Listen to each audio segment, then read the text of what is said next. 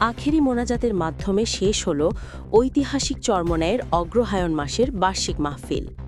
৩ দিনব্যাপী এই আয়োজনে দেশের বিভিন্ন প্রান্ত থেকে আলেম ওলামা, তৌহিদি জনতা ও আশিকানে চরমোনাই উপস্থিত হন।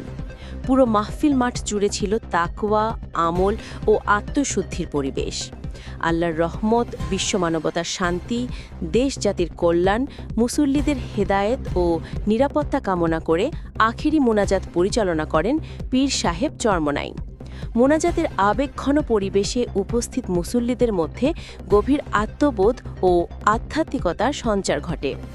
মাহফিল চলাকালীন তাফসির, দিক নির্দেশনা, ইসলা ও জাতীয় জীবনের বিভিন্ন গুরুত্বপূর্ণ বিষয় নিয়ে আলোচনা অনুষ্ঠিত হয়। সার্বিক নিরাপত্তা ও ব্যবস্থাপনায় আয়োজকরা সন্তোষ প্রকাশ করেন।